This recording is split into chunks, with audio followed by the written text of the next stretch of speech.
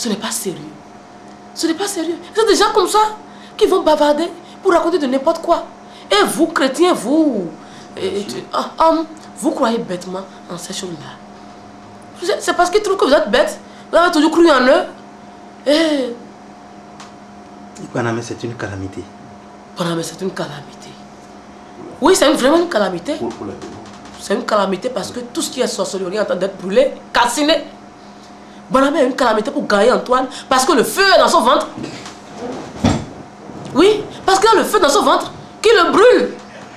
Donc Banamé est une calamité. Il y a le feu dans le ventre de tous les évêques béninois et du monde entier. Donc Banamé est une calamité.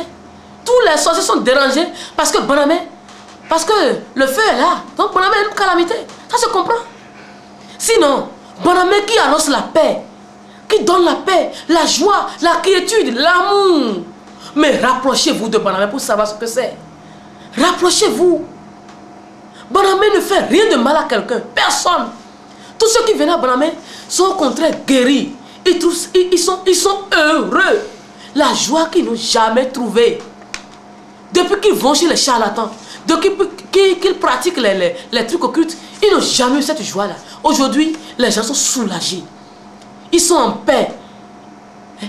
Ils ne font plus de gris-gris, mais ils sont en paix. Ils sont en joie. Ils ont la quiétude. Et on trouve que Banamé est une calamité. Banamé, au contraire, c'est pour le développement du Bénin et du monde entier. Parce que quand les gens auront la paix du cœur, ils vont mieux travailler. Ils ont la santé, ils vont mieux travailler. Et le pays évolue. Si tu trouves que Banamé est une calamité, c'est normal. Parce que le feu est là. Et je ne vais jamais cesser d'envoyer le feu. Qu'il compte sur ma bonne volonté. Oui, vous êtes venu donc du Esprit Saint pour restaurer l'église de votre fils Jésus. Christ, bientôt 5 ans que la mission de Banamé a commencé. Quel bilan peut-on faire aujourd'hui de cette mission? Bientôt 5 ans, Banamé a commencé. Je suis venu pour refonder l'église. C'est ça la mission. Refonder. Et balayer tout ce qui a ordure. Pour que l'église soit nette, nickel. Hein, nickel. Parce qu'il y a trop d'ordures dans l'église catholique. Les évêques sorciers, francs-maçons, les prêtres sorciers. Ils sont tous sorciers. Et Bézéboul a siégé. Bézéboul a siégé. Et jusqu'à Rome, c'est la pourriture. Surtout Rome est détruit. Rome, c'est la pourriture. Tous ceux qui peuvent tromper, c'est le bas peuple ignorant qui peuvent tromper. Et donc je suis là pour nettoyer. Parce que je suis fatigué de ces pasteurs qui me font souffrir pour rien. Et qui sont en train de perdre tous mes enfants. Là maintenant, je veux être en famille. Je veux que mes enfants me reconnaissent. Je veux être parmi mes enfants. Je suis leur Dieu. Et ils sont mon peuple. Je suis là pour le nettoyage de l'église. Et ce nettoyage ne se fait pas avec de l'eau, hein, c'est avec le feu. C'est avec le feu. Et toutes ces ordures-là seront grillées. Et donc, si quelqu'un se sent coupable, si quelqu'un se sent mauvais, mais qu'il se fasse griller par le feu. Parce que tu touches à Banamé, tu es grillé. C'est comme ça maintenant.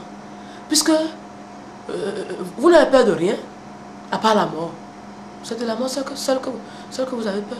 Nous, je suis là pour nettoyer l'église, pour refonder l'église. Qu'est-ce que vous avez demandé déjà? Est-ce que, avec 4 ans déjà passés, est-ce que vous avez le sentiment que ça évolue, la mission évolue? Oui, ça évolue. Et aujourd'hui, il y a 5 ans, on n'était pas à ce niveau. Aujourd'hui, maintenant, nous avons un pape. Vous avez un pape aujourd'hui. Hein? Vous avez des cardinaux, vous avez des évêques, vous avez des prêtres, vous avez des religieuses. Et la nouvelle église, hein, comme une belle fiancée, est en train d'être apprêtée pour aller rejoindre son époux. Et c'est quand la fiancée va rejoindre son époux maintenant que vous allez voir les belles choses. Banamé, ça n'a pas encore commencé, hein? Ce n'est que le début du commencement. Il y a 5 ans, on a commencé petit à petit, et on ménageait un peu les dirigeants de l'église qui ont dit non, Vous n'avez pas besoin de nous ménager. Mais maintenant, comme, voilà, si une mère met son enfant au dos, et que l'enfant mort, sa maman, et descend, mais on le laisse par terre. Donc, aujourd'hui, maintenant, eux tous sont descendus très bas. Très bas. Ils ne valent même plus une serpillère. Et donc, que tous les chrétiens catholiques sachent qu'ils sachent que Banamé, c'est pour leur bien, c'est le bonheur. En 5 ans, vraiment, vraiment, les sorciers peuvent témoigner. Oui. Oui, s'ils ont le courage, ils peuvent témoigner. On a débarrassé des milliers de personnes de la sorcellerie. La sorcellerie, on ne l'enlève pas, hein. Ça, on calcine ça. Hein? C'est brûlé une fois pour de bon. Les sorciers peuvent témoigner. Les guérisons peuvent témoigner. Les miracles. Hein? Guérison du corps et de l'âme. La paix dans les foyers. La paix dans les maisons, dans les familles. Aujourd'hui, mais ceux qui viennent à Banamé, les Dabo, n'ont plus peur de la sorcellerie. Non. Et tout ça, ça a été fait en 5 ans. Ils n'ont plus peur. Aujourd'hui, des gens peuvent faire face à la sorcellerie. On peut oser aujourd'hui. Ceux qui viennent à Banamé peuvent oser aujourd'hui. Et rien ne se passera. Les sorciers savent aujourd'hui qu'ils sont seulement des ordures. Et tout ce qui est démon a été brûlé. Si on doit parler même du bilan, hein, on va parler jusqu'à demain. On ne finira jamais. Donc beaucoup de choses. Il y a eu beaucoup d'évolution. La Bible nous apprend quand même que les yeux d'hommes qui verront Dieu mourront. Comment se fait-il que des hommes vous voient aujourd'hui sans mourir? Les yeux d'hommes qui verront Dieu mourront. Mais les gens ont vu Jésus quand même, mais ils ne sont pas morts. Ils étaient vivants. Et peut-être ont vu Jésus avant de mourir.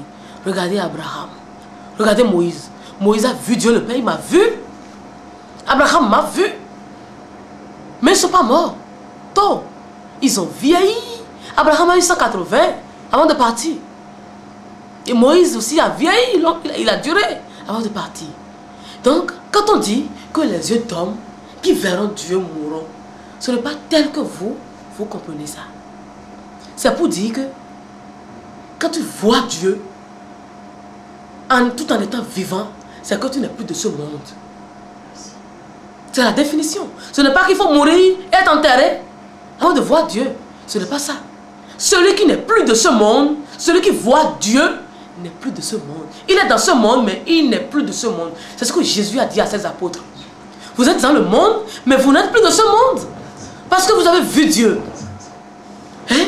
Vous l'avez touché. Il vous a parlé. Et donc, votre âme, tout votre être n'est plus d'ici. C'est ce que ça veut dire. Et tous ceux qui viennent à Banamé, tous ceux qui viennent rencontrer Dagbo aujourd'hui, ne sont plus de ce monde. Eux, ils sont déjà au ciel, tout en étant sur la terre. Parce que c'est le ciel qui est descendu. Là où je suis, toute la cour céleste est là. Même si moi je ne suis pas là, et que le pape Christophe du est là, toute la cour céleste est là. Quand Naël Nicole est là, toute la cour céleste est là. Et tous les cardinaux que j'ai choisis aujourd'hui, tous les évêques, les prêtres, tous ceux-là que j'ai consacrés, je les ai faits comme moi-même. Et partout où ils sont, toute la cour céleste est là. Et c'est comme Jésus. Jésus a fait de ses apôtres. Quand les apôtres sont quelque part, toute la cour céleste est là. Et c'est ce que j'ai fait des miens aussi. C'est ça. Donc, du moment où toute la cour céleste est là, les êtres simples qui sont là ne sont plus là. Ils sont déjà dans la gloire céleste. Ils sont déjà dans la lumière, dans la joie. Ils sont déjà au paradis.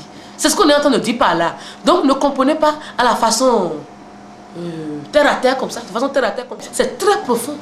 C'est très profond ce qu'on dit. Donc c'est ça. Vous avez parlé de l'église catholique romaine, de cette dirigeant. Qu'en est-il des autres églises dites évangéliques? Les églises évangéliques. Églises évangéliques. Vous savez vous-même, il y en a un peu de trop aujourd'hui. C'est des pasteurs par-ci, c'est des pasteurs par-là, c'est des prophètes par-ci, c'est des ci par-là. Mais tout le monde sait que eux, c'est des gérants. C'est comme on entre dans une boutique ou dans une buvette, on voit un gérant, C'est lui qui gère. C'est des gens, c'est le chômage qui fait qu'il y a beaucoup de pasteurs aujourd'hui. Et ils ne savent plus à quoi s'accrocher. Et voilà que les dirigeants de l'église catholique aussi, ils ne se préoccupent même plus de la foi des chrétiens. Ils n'entretiennent pas la foi des chrétiens. Ils ne font rien pour sauvegarder la foi des chrétiens. Et tous les chrétiens sont en train de partir. Sur 100 pasteurs aujourd'hui, tu en trouves 80 au moins qui disent mais j'étais catholique avant. C'est ce qui se passe aujourd'hui. Il y a plein d'églises évangéliques aujourd'hui. C'est des malades. Et ils en sont conscients. C'est des malades. C'est des fous. Ils crient à longueur de journée. On ne sait pas pourquoi ils crient. Et c'est Jésus, Jésus, Jésus. Ils ne connaissent pas la Vierge Marie. La Vierge Marie, pour eux, c'est une horreur. Et ils prétendent adorer Jésus. Alors que là où il n'y a pas la Vierge Marie, il n'y a pas l'Esprit Saint. Là où il n'y a pas l'Esprit Saint, Jésus ne peut pas agir. Puisqu'il ne fait rien sans son Père. Donc vous voyez, les églises évangéliques aujourd'hui, c'est vraiment une honte pour moi. C'est une honte et c'est un souci. C'est un souci parce que je me dis que j'ai perdu tous mes enfants. Je les ai perdus. Ils ne savent même pas ce qu'ils font. Ils veulent juste manger. C'est pour leur ventre qu'ils font tout ça. Et c'est pour ça que je me bats pour les rassembler tous. Parce qu'aucun papa ne peut accepter qu'on amène son enfant dans une autre tradition pour des cérémonies. Non. Donc, je veux les rassembler tous. Je veux que tous les évangéliques, ils sont mes enfants. Je veux que tous reviennent. Qu'ils reviennent à l'église, à moi et à mon fils Jésus-Christ. C'est l'une des raisons pour lesquelles je suis là. Et ça fait partie de la mission de Banamé. Ça fait partie de la mission. C'est pour ça que je dis que tous les hommes deviennent un dans mon amour. Hein? Et qu'ils sachent que c'est la seule église et qu'il n'y en a pas d'autres. Donc,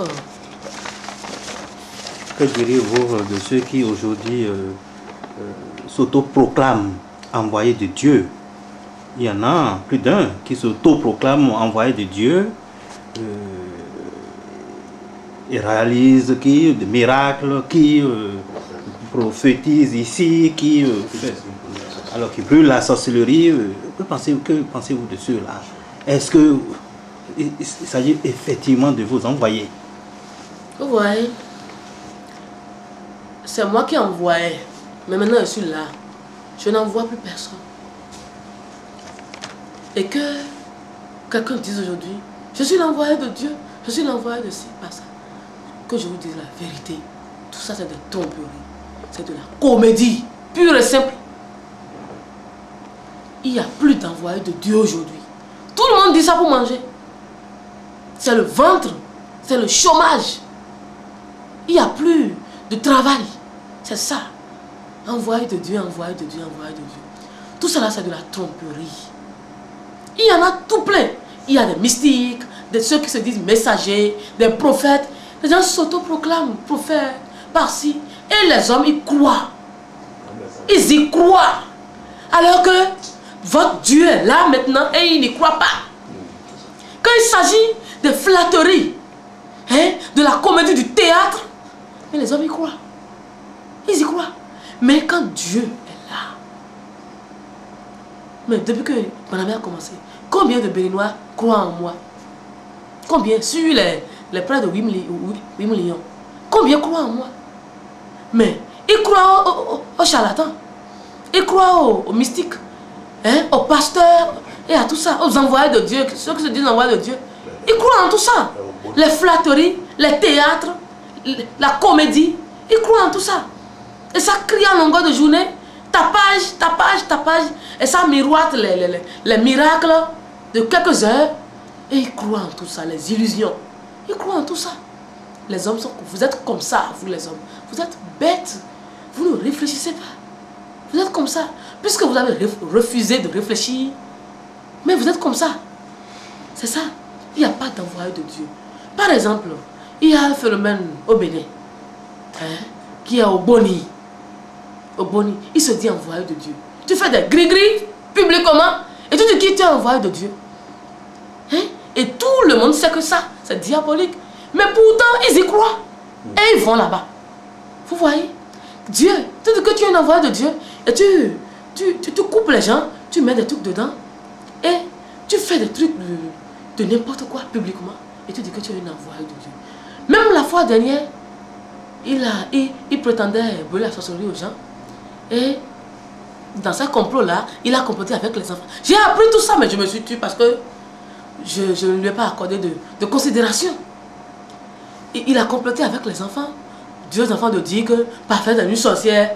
On vend un nuit sympathique avec Parfaite.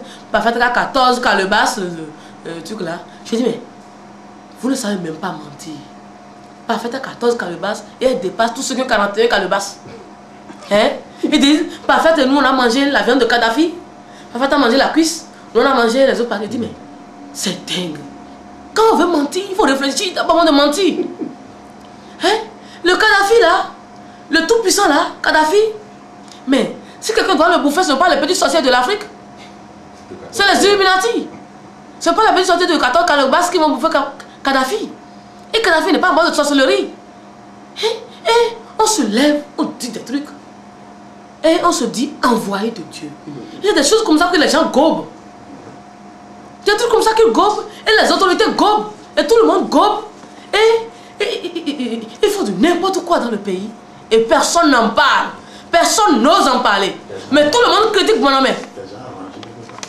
Tout le monde critique Bonhomme. Mais toutes ces conneries-là, on ne les critique pas. On ne les critique pas. C'est la preuve que Bonhomme est Dieu. C'est la preuve que Bonhomme est Dieu. Parce que presque tous les hommes sont trempés dans les trucs diaboliques. Et donc quand ils voient le diable, ils n'en parlent pas. Ils ne critiquent pas. Mais quand ils voient la lumière quelque part, les critiques commencent. C'est comme ça. Donc ne vous leurrez pas. Il n'y a pas d'envoyé de Dieu. Les envoyés de Dieu étaient là. C'était les Saint Pio, les Ézéchiel, les Moïse, les Élie, les ci, les ça. Mais aujourd'hui, il n'y en a plus. Tout ça là, c'est pour tromper le peuple. Donc, il est reproché du Esprit Saint à Gbanamé les injures publiques, menaces de mort et que sais-je encore. Vous retrouvez-vous à travers ces incriminations? Les menaces de mort, les injures publiques. Mais je dois insulter. Je dois insulter parce que quand son enfant n'a pas l'éducation qu'on souhaite, il faut l'insulter. L'insulter. Et l'insulter tout le temps pour qu'il se corrige. Qu'est-ce qu'ils appellent insulte même? Quand je dis telle personne a tel comportement, il faut qu'il change. Ce n'est pas bien. Ce n'est pas bon. Changez. Apprenez à faire ci, à faire ça. C'est ça qui insulte.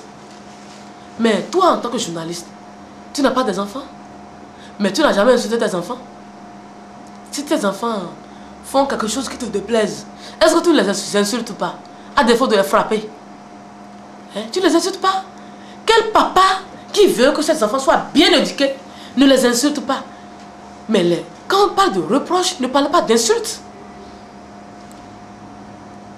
Les reproches, c'est autre chose. L'insulte, c'est autre chose. Qu'est-ce qu'ils appellent insulte?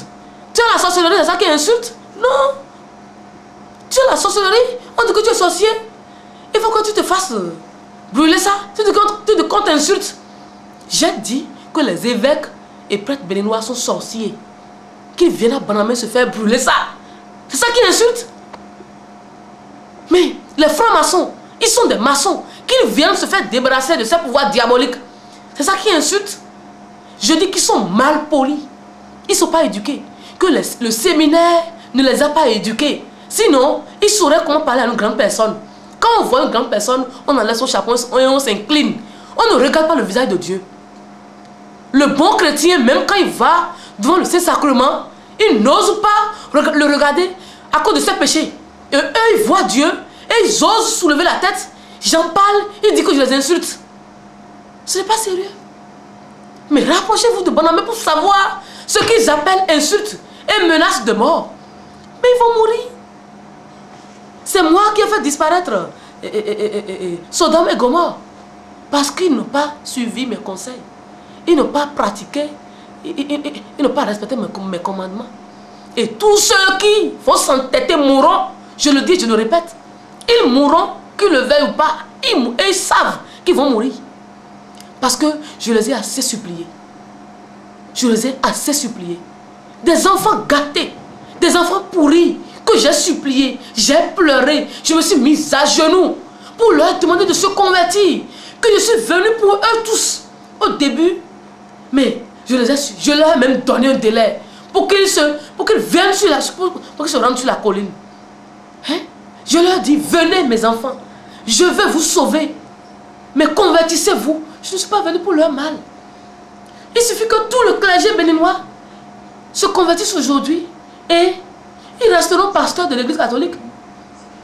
Pourvu qu'ils abandonnent la sorcellerie et les mauvaises pratiques, qu'ils soient des responsables, de bons bergers, et je serai fier d'eux. C'est parce que je ne suis pas fier d'eux, c'est parce que je n'ai pas encore ce que je veux. Je ne m'attendais pas à ce résultat-là que je dis convertissez-vous pour que nous soyons vraiment père et fils. Maintenant, ils ne veulent pas et ils disent que je les insulte. Mais ils vont mourir. Ils vont mourir parce que des sorciers ne vont pas diriger mon peuple. Et ce ne sont pas eux seuls. Hein? Ce ne sont pas eux seuls. Les sorciers mourront. S'ils n'abandonnent pas la sorcellerie. Les Illuminati mourront. Les francs-maçons mourront. Tous ceux qui sont dans les forces du mal là, ils mourront. C'est ça. Parce qu'ils ont assez détruit mon monde. Le monde ne les appartient pas. Qu'ils aient créé leur monde pour s'en accaparer. C'est ça. Dieu Esprit Saint, quel sort est-il réservé aujourd'hui à l'Église catholique romaine? Quel sort est réservé à l'Église catholique romaine? Mais j'ai déjà tout dit. L'Église catholique romaine a assez longtemps duré et elle est restée privée tout le temps. Parce que l'Église est restée seulement en otage tout le temps. Hein, pas les Romains. Les Romains ont pris l'Église en otage depuis des siècles. Aujourd'hui, l'Église maintenant est devenue universelle. Ce n'est plus romain. L'Église catholique est universelle aujourd'hui. Et le sort qui leur est réservé est que ils vont partir. Ils vont partir. Ce n'est pas un héritage de leur père pour qu'ils s'accaparent de ça. Donc moi-même, le père de l'église, je suis là. Donc je viens prendre ma maison pour que les voleurs s'en aillent. Oui. Pour que les profiteurs s'en aillent. La preuve est que vous avez choisi le pape Christophe XVIII. Oui. Et déjà, à Guanamé, le Vatican, les travaux de construction du Vatican démarrent. Oui. Tout ça là pour donner un signe fort, un message fort pour dire que désormais, est-ce que veut dire que Vatican, désormais, c'est au Bénin, c'est à Guanamé qu'il faut que les hommes de l'humanité tout entière tournent leur regard. Oui, oui, oui. Désormais, le Vatican, c'est Guanamé. Désormais, il n'y a plus de Vatican ailleurs. Il y a déjà le pape Christophe XVIII. Hein, je l'ai consacré moi-même. Pape céleste et terrestre. C'est ça. C'est lui qui a la place de Pierre aujourd'hui. Donc c'est le pape Pierre II, sous-entendu. C'est parce qu'on ne veut pas reprendre avec les anciennes pratiques qu'on n'a pas dit Pierre, on a dit Christophe XVIII. Sinon, c'est lui qui est le Pierre II aujourd'hui. C'est ça. Donc, c'est le pape de l'église catholique de Dieu le Père aujourd'hui. Hein? Sur le monde entier, hein? Dans le monde entier, il n'y a pas deux papes si ce n'est pas Christophe XVIII. C'est lui seul. Il n'y a pas de François, il n'y a pas de Benoît. C'est Christophe. C'est celui que je choisis qui est pape, normalement. Maintenant, tous mes cardinaux, mes évêques, mes prêtres, tout ça, ce sont eux que j'ai choisis moi-même. Je vous ai déjà dit ça à travers des prophètes dans la Bible. Je choisirai des pasteurs selon mon cœur. Et c'est ce que je fais aujourd'hui. Donc, l'église catholique aujourd'hui, c'est Guanamé. Que je vous le dise en même temps, je vais en profiter. Sachez que, si, quel que soit qui tu es, président, je ne sais pas trop, qui tu es, quel que soit ce que tu es, dans le monde aujourd'hui, sur cette terre, du moment que tu respires mon air, si tu te dis église, tu te dis chrétien de l'église catholique, suivez-moi très bien. Si tu te dis chrétien de l'église catholique et que tu ne reconnais pas Dieu Esprit Saint qui a pris chair en parfait à Banamé, comme ton Dieu, comme le Père de cette église, sache que dans les jours à venir, tu auras des problèmes. Parce que je ne te considère pas. C'est ça. Et pendant les 3 jours à venir là, ne te considère pas parmi ceux qui seront sauvés. C'est ça. Nous attendons que je finisse. Secondo, si tu es homme qui respire mon air sur cette terre et que tu ne me reconnais pas en tant que ton Dieu, en tant que ton Darbo, ton grand-papa céleste, et que tu continues par croire en autre chose que moi et mon fils Jésus-Christ, il faut savoir que toi-même, tu es foutu. Et que les jours à venir, ça va chauffer.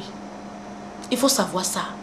À partir de maintenant, tous ceux qui se foutront de Banamé et qui vont se prétendre être fils de Dieu, qu'ils sachent que ils n'auront pas ma faveur. Qu'ils sachent cela. Parce que je suis resté tout le temps en haut. Vous n'avez pas cru en moi. Vous m'avez toujours ignoré. Vous êtes toujours foutu de moi. Et je suis là maintenant. Et si vous reprenez la même chose, ça va chauffer. Parce que je suis la patience. Mais ma patience a de limites. Ma patience a de limites. Si vous voulez vous faire griller, vous pouvez vous entêter. C'est ça. Que tous les hommes du monde entier se réfléchissent vraiment à ce qu'ils sont en train de faire. Parce que la vie a un choix. S'ils veulent choisir le Dieu de Banamé, qu'ils choisissent. Qu'ils veulent choisir Bézéboul, ils n'ont qu'à choisir. Et ils seront prêts à toutes les conséquences qui vont en découler. Qu'ils sachent ça. Que tout le monde sache ça. Quel que soit qui tu es, homme religieux, politicien, quel que soit qui tu es. Donc, qu'on soit clair ou quoi, que les choses soient claires. Donc, ce n'est pas Christophe 18, le Vatican est à Banamé. Et on n'a pas d'autre choix que de l'accepter, puisque c'est mon plan. Et vous êtes mes créatures. Donc, vous vous entêtez, vous partez, simplement. Je ne veux plus de problème. 3 jours, les 3 jours dont vous parlez, ça fait la 3e fois que vous avez évoqué ça. De quoi il s'agit en réalité? Oui, les 3 jours, c'est le retour de Jésus-Christ, dont il vous a parlé. C'est le retour de Jésus-Christ. Il vous a dit qu'il reviendra, non? Mais là, est en train d'être sonné, il reviendra en chair et en os pour clarifier la situation. Et on saura qui est qui. Qui est en train de l'adorer et qui n'est pas en train de l'adorer. Donc son père est là. Oui. Il doit revenir malgré la présence de son père. Oui. Mais il vous a dit qu'il vous enverrait son père, l'Esprit Saint, qui ne vous laissera pas orphelin. Dans le même temps, il vous a promis qu'il reviendra lui-même. Il vous a promis les deux. C'est les deux qu'il vous a promis. Et donc, les deux sont en train d'être... oui. C'est ça. Donc, il ne faut pas... si vous rêvez encore, vous serez surpris d'être étonné. Parce que les 3 jours vont surprendre l'humanité entière. Que ceux qui se disent riches, ou milliardaires, ou ceci, ou puissants, on verra bientôt qui est puissant. On verra bientôt. C'est imminent. Vous verrez. Qu'est-ce qui va se passer concrètement? Non, Jésus revient dans sa gloire. C'est pour ça que son père l'a procédé, je l'ai précédé, pour venir avertir. Avertir qu'il faut se convertir et venir à moi. Parce qu'il a bien dit, que tous ceux qui iront à son père, tous ceux-là, il a dit, ils seront pardonnés. Il a bien dit qu'il est là pour montrer le chemin qui mène à son père. Jésus l'a bien dit quand il était dans ce monde. Et il vous a montré le chemin. Maintenant, le père est là. Et si vous, en tant que chrétien, vous vous rappelez de ce qu'il vous avait dit, si vous devez aller à son père ou pas, vous devez le savoir. Puisqu'il vous a déjà dressé le chemin avant de partir. Le chemin est toujours là. Maintenant, le père est là. C'est à vous maintenant d'aller vers le père. Maintenant, il attend que ceux qui croient en ces paroles aillent vers le père. Mais si vous dites non, ce n'est pas le père, il revient maintenant pour clarifier la situation. C'est ça maintenant. Quand il va revenir maintenant, mais les choses vont se passer. La nuit tombera en plein jour. C'est par là que ça commence. Des gens vont mourir en série, en gros. tout un quartier peut mourir. Tout un pays peut mourir. Et il y aura de grands tremblements de terre, des ouragans, il y aura des tornades, beaucoup de choses vont se passer. Beaucoup de gens vont mourir. Et il va assainir le monde. Hein? Il va nettoyer. Et il va séparer la lumière des ténèbres. Le mal du bien. Tous les sorciers mourront. Tout ce qui est mal sera calciné, détruit à jamais. Et après les 3 jours, ceux qui vont se retrouver vivants sauront que ce sont eux qui ont accepté d'amour, qui ont accepté Dieu Esprit Saint. C'est ça. Donc, tout ce qui va se passer, je ne peux pas tout vous dire. Vous aussi, si vous avez la chance, en tant que journaliste, vous serez là quand les 3 jours, quand les choses vont commencer. Vous aurez le temps de constater. Si vous avez la chance de survivre après les 3 jours, on se reverra. Mais si vous n'avez pas la chance, vous partirez. Donc c'est ça. Qu'est-ce que je dois faire, moi, pour survivre à ces 3 jours? Non, il suffit de venir à Bonamé. Et moi, c'est comme les milliers de personnes qui vous écoutent ou bien qui vont vous lire dans les journaux. Non, il te suffira de venir à Bonamé et d'accepter ton Dieu, de respecter tout ce qu'on va te dire, c'est-à-dire de suivre les commandements. Moi, je ne dis rien, je n'enseigne rien, pas l'amour. L'humilité, la miséricorde, c'est la vraie doctrine que j'enseigne. Hein? Et la foi, acceptez Jésus-Christ, acceptez Dieu l'Esprit Saint, croyez, convertissez-vous. Tout ce que je viens de dire, hein, ça devrait te servir d'enseignement déjà. Et si tu dois te convertir, tu as déjà tout pour être converti. Si tu veux mourir, tu meurs. Hein? Les dispositions pratiques. Non, les dispositions pratiques, même si on le dit maintenant, est-ce que ceux qui ne sont jamais venus à Bonamé peuvent comprendre? Il faut se rapprocher de Bonamé pour mieux comprendre. Pour mieux comprendre. Sinon, tu ne sauras pas. Tu vas rester noué et bavarder. Parce qu'on parle d'huile maintenant. On dit tout le monde doit prendre l'huile. Mais les gens critiquent. Donc il faut se rapprocher pour mieux comprendre. C'est tout ce que je peux dire à propos.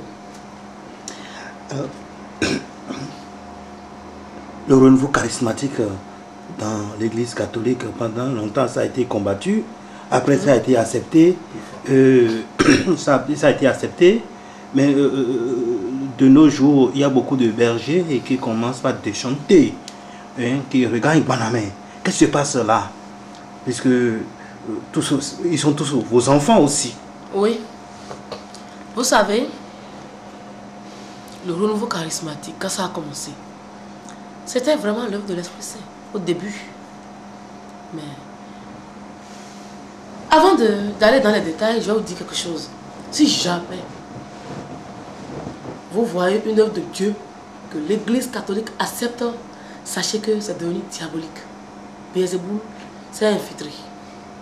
Si jamais l'Église catholique accepte Bonamé, c'est que ce n'est plus Dieu. Ça là, je peux vous rassurer. Ça. Le renouveau charismatique était vraiment un truc divin. C'était de Dieu.